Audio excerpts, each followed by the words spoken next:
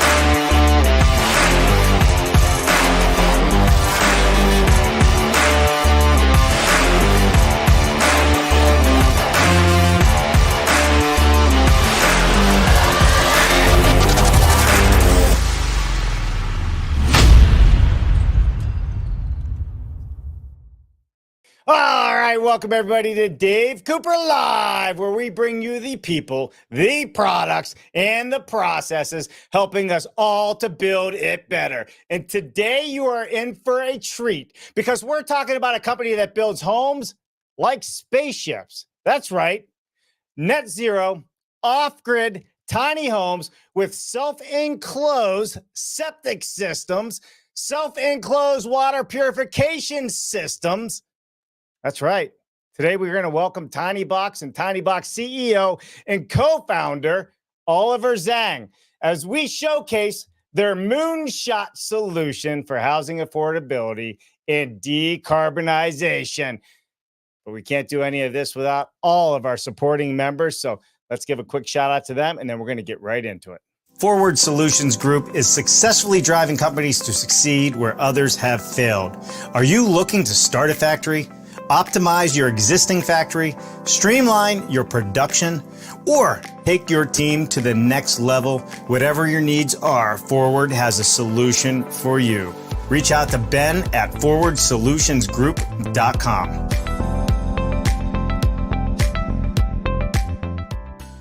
Howick Ltd. has a long history of innovation in cold form steel manufacturing and producing innovative precision roll forming technology for customers throughout the United States and the world. Check out their machine buyer's guide for off-site modular construction or fast build construction with light steel for framing. Go to their website, howickltd.com.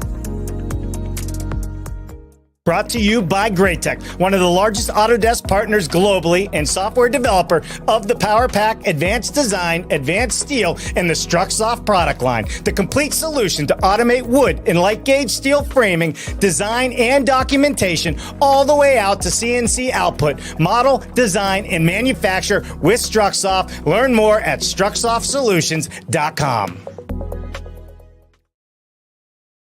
All right. Again, thank you to all of our supporting members and our sponsors. We cannot do this without you. And a big shout out to Sean and Tagliata and the folks at Cobalt Creed. That's right. They are changing the way we do mechanical systems within our buildings every single day. So big shout out. All right. Without further ado, let's get into it with our good friend, Oliver.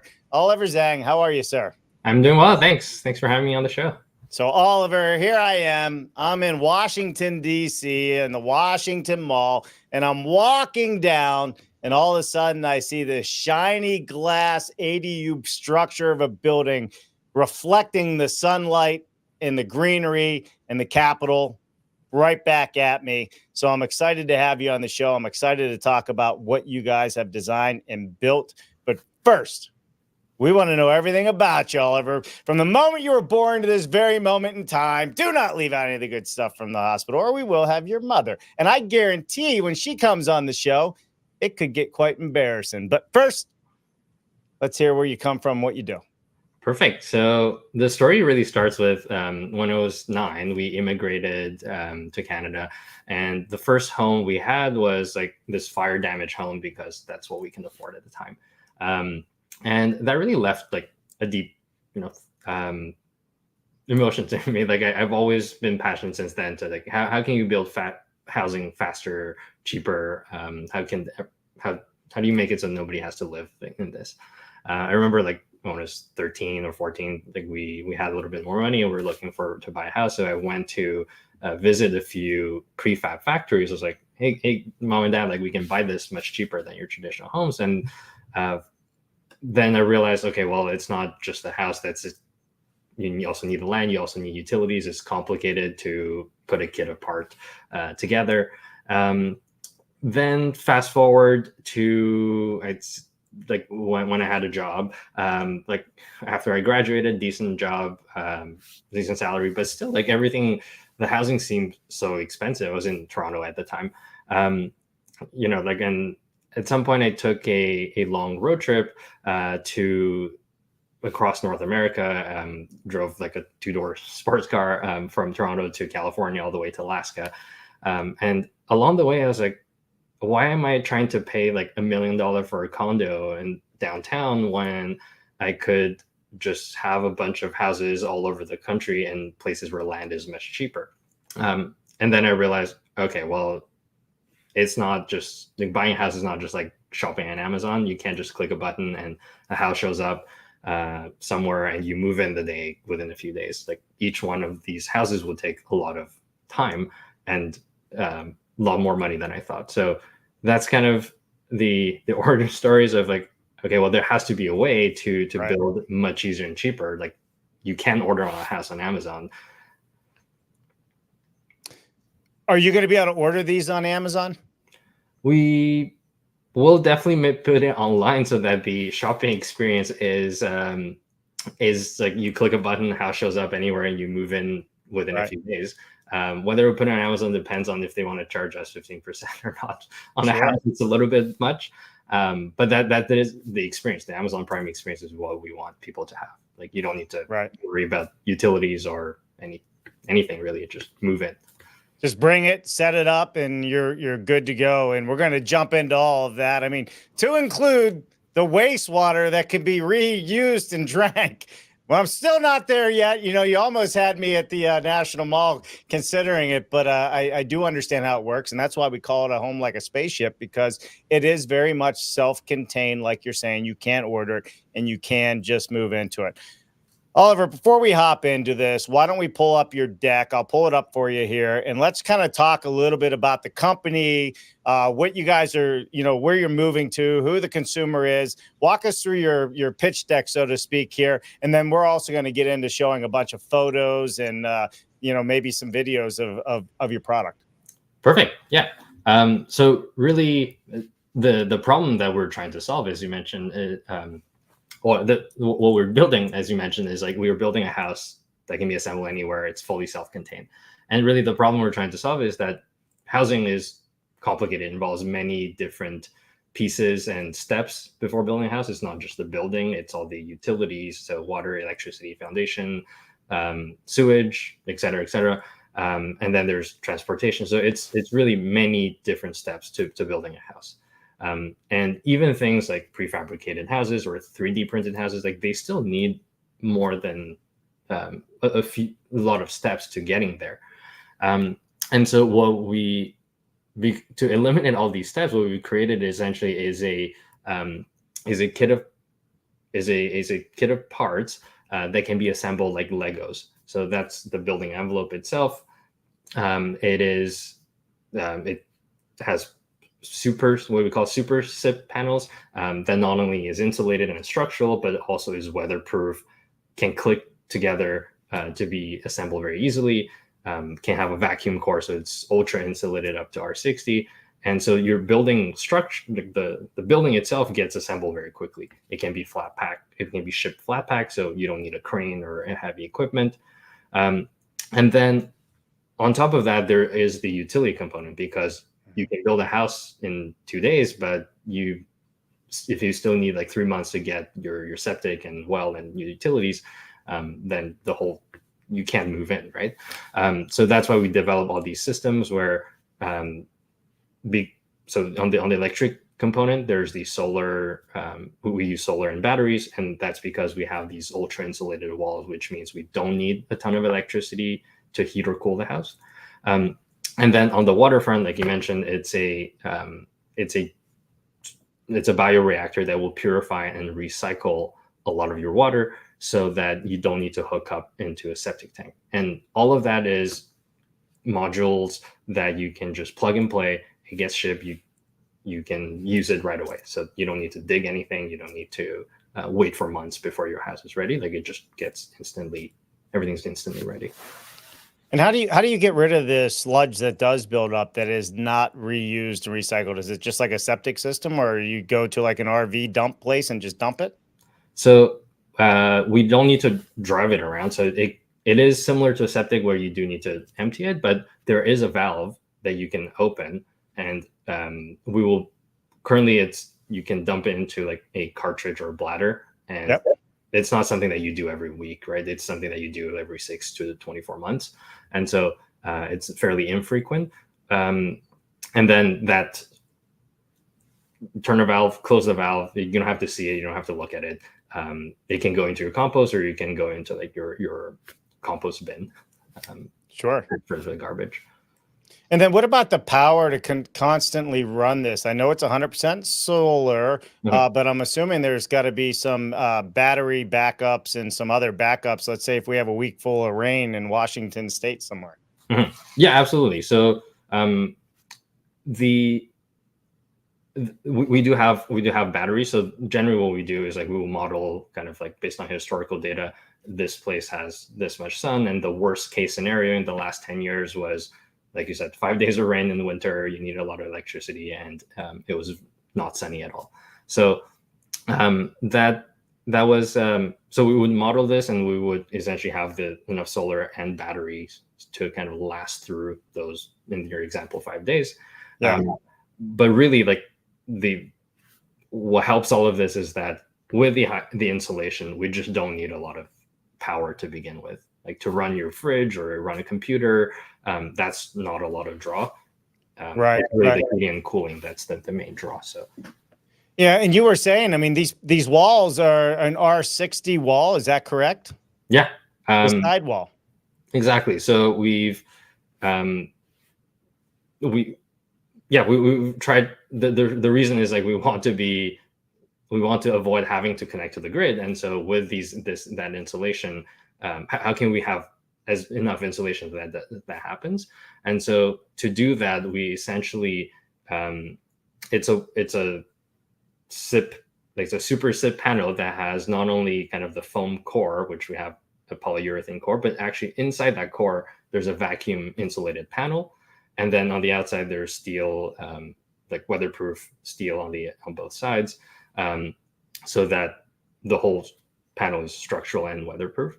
The inside the vacuum core, it's essentially the standard. It's a vacuum insulated panel that does exist net today, but the problem is like normally it gets punctured easily on the job site, and it loses vacuum over time because the humidity changes.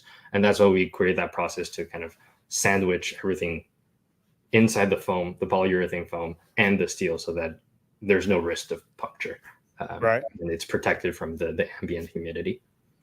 Now, the model that everybody sees, I think is the one, from the Washington Mall. Is the mirror a standard feature, or is that more of an aesthetic, or it's an option somebody could have?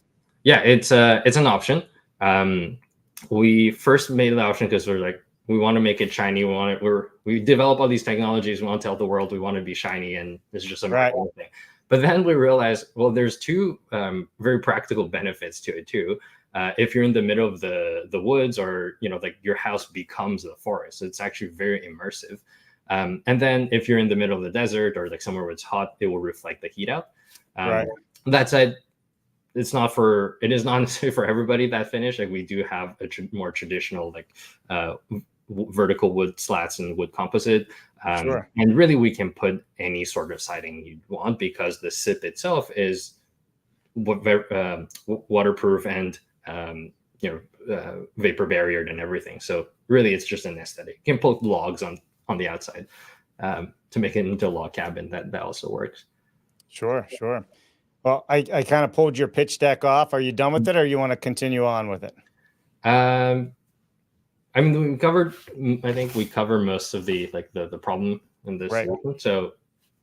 So let me ask you this then. So when you say these are built like a spaceship, I kind of said it in my own words. What does that actually mean to you? Right. So there is the functional component of spaceship, which we say spaceship because that's kind of the only thing that exists that is actually fully self-sufficient. Maybe the exception would be like a nuclear submarine or something, but a spaceship meaning like it generates its own power, purify and recycle its own water. It's an entity that does not depend on anything. So that's Right. the benefit to the consumer, where you don't need to hook up, you save the time and cost for that. There's also the manufacturing side of things. And in that sense, it's currently houses are built fairly manual for a stick frame. But even if it's like a prefab in a factory, it's still a lot of manual labor to do it. The approach we've taken is more similar to like the auto industry or the aviation or spaceship industry, where we use a few OEMs suppliers that will create the different modules for us, and using our proprietary design, and so that we just need to do a final assembly. That's why this whole kit of parts can be put together like Legos, because the wall panel manufacturer will do the panels, and all we need to do is click them together. The steel manufacturer bend all the steel, have all the bolt holes. We just need to bolt them together. The septic, the bioreactor is mostly all together. We designed it. It's like a piece on its own that works. So we just need to plug into the toilet and the water. And so it's so there's a manufacturing component of it as well. Are you looking to be the manufacturer and the distributor, or are you looking to have partners or to license this out to manufacturers across the world? We don't own any of the factories because we want to stay capital light. Before we studied before we started the company, we studied why prefab is not dominating, and one of the reasons is because there's boom and bust cycles, and it's hard to hold a very capital heavy factory and meet the demand. So we try to stay capital light, not owning the factories. So definitely we open to new factories with better technology. Over time, we will be developing more and more of our own robotics and additional automation that we could share with our partner factories to increase their efficiency. And on the other side, and on the licensing side, so we're also open there to finding having partners, developers who are interested in being early adopters of new technologies, so that we can put our housing in the hands of more people. Sure. Speaking about people, let's talk about the use cases for Tinybox. Who are your clients? Where are you going with this? Is it disaster recovery? Is it homeless? Is it backyard ADUs? It's campsites? In your mind, who's the client for your product? Right. So we'll talk about current and kind of future, because currently, so really we have developed a system of building parts, the technology. So we can build houses of any size. Given that we're a startup in early stage, we wanted to focus on the smallest unit possible to, again, stay capital light. But these units we can put together like more Legos equals a bigger house. We can build much larger homes at a very low per square foot rate. But currently, what we're focused on mainly is these tiny units. Because they're small enough, they qualify as a shed in many places, and so it's much lighter on the permitting side of things. The main use cases that we see currently are I have a piece of land, beautiful piece of land outside the city, in the mountains or whatnot. It would take me a lot of, take me tens of thousands of dollars just to get the utilities there. It would cost me, 100 to 100K to build a cabin, and it would take a few months or even or a year. Whereas for us, it's like I said, you have everything. We go there, we put it on. You can move in within a few days. If you want to run, so this is one main use case of like I want an off-grid cabin or multiple cabins as a getaway, but also get some Airbnb income. There's that side of and then there's kind of the backyard use case, which is like I want a backyard office that I can use as a guest suite sometimes. So there's that use case. Then this is where we're starting. The next step would be larger contracts of whether it's disaster relief, like there's a forest fire and everybody's living in FEMA trailers, and there has to be a truck to pump out your poop every day, or like remote exploration, like oil and gas and mining operations where tons of people go into a town in a short period of time. They don't have time to build housing. Remote exploration, like can also be on the scientific side. Like you go to to the Arctic, for example, it's really cold and it's hard to build anything. Then lastly would be First Nation communities. Like they're also the common thread there is like very remote, not a lot of labor to build houses, needs a lot of housing, and have very little infrastructure to even infrastructure being like the water and electricity and part to even start building the houses. So that's where we would shine the most. What is the biggest challenges that you're running into, Oliver, currently with having a startup like this, coming up with this product? How can people help you? Or how can the audience help you? Get this moving and really scale. Yeah, so I'd say I started this like by building a project on the driveway, my dad's driveway, and like then I lived in it for a while, and then I realized, okay, and it's not just me who want this thing. Like I'm not this crazy guy that drives around with the house in these places, and so it has been bootstrapped from the start. We had the fortunate help from a few angels here and there, but and we've been able to build the team with Puya and Charlie, my two co-founders, and we've been able to build this unit that we didn't think was possible last year. So we are good at building. We've been good at building the technology, making it mature, and now it's the commercialization that's the main challenge. Because again, it is, after all, a capital heavy industry. Housing is capital heavy. And so we are looking essentially for early customers or partners, like you said, developers who are early adopters, who are willing to be the first to experience these new technologies of building, benefit from both from the tech and the low cost of what we have, so that we can get these into the market. We can bootstrap, 1-2 houses, but we can't necessarily bootstrap like a neighborhood of houses yet.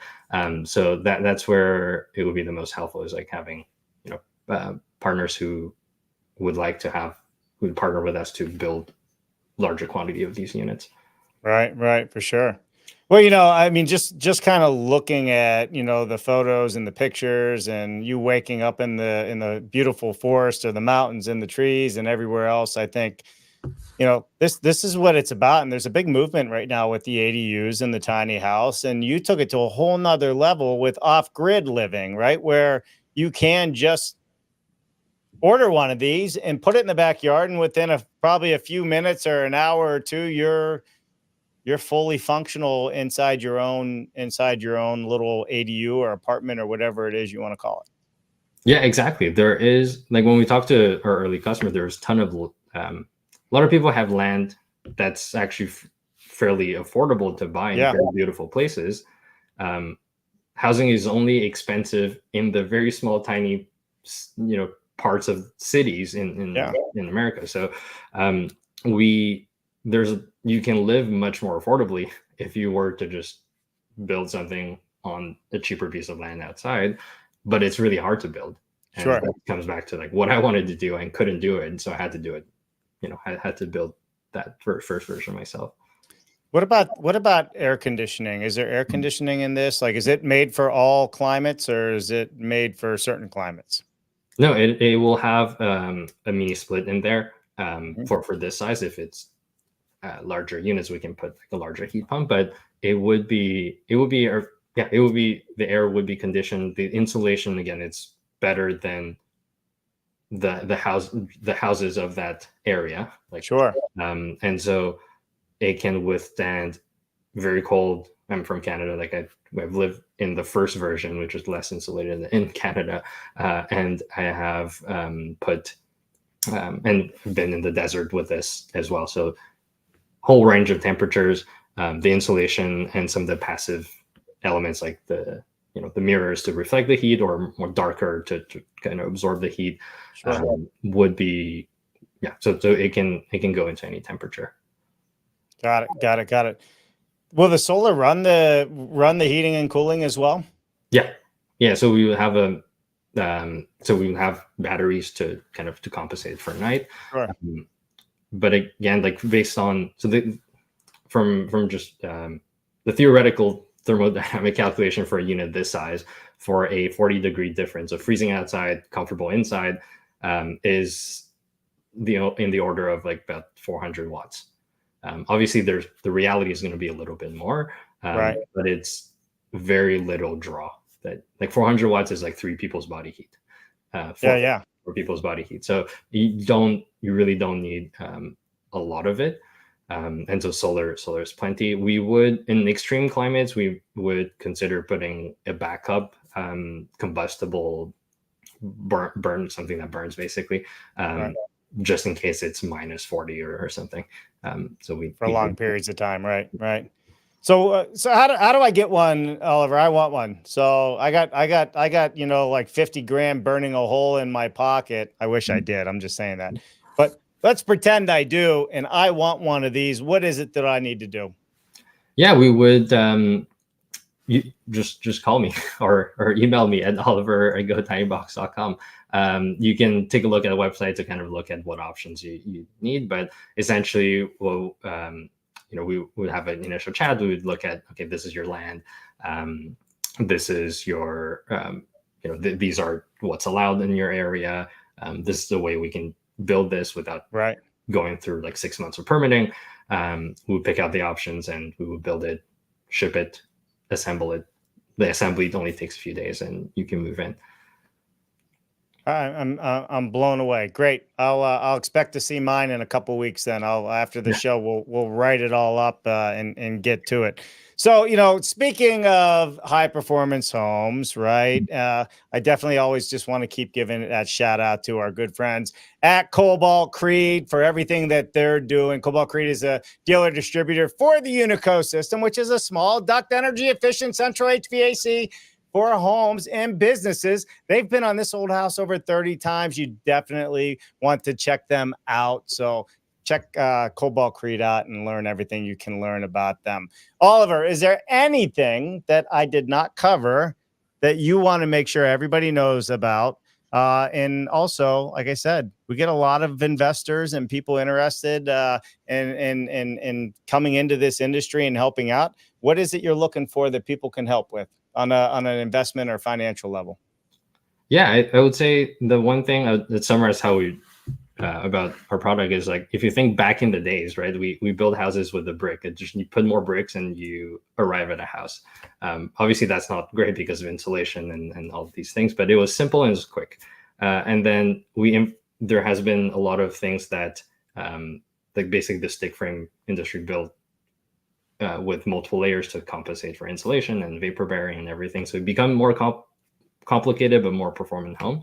We're kind of making all of that complexity back into that one piece, that so you can put together like Legos, kind of like back in the days, but these are not simple bricks. They are like ultra high performant, insulated, structural, and weatherproof structures. So that's kind of a way to think of us.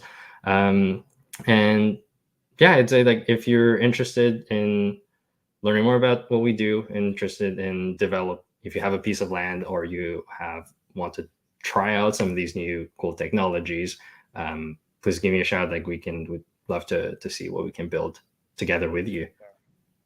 I mean, that's a great point, right? It looks pretty, it's aesthetically beautiful, the structure and everything you have there, but there's a lot of technology and a lot of sustainable and energy efficient ideas built into this structure to include, like you said, how it all comes together in clips. It's just not off the shelf product. You guys have developed an entire system or kit apart, so to speak. So these go together in assembly process versus one-off builds.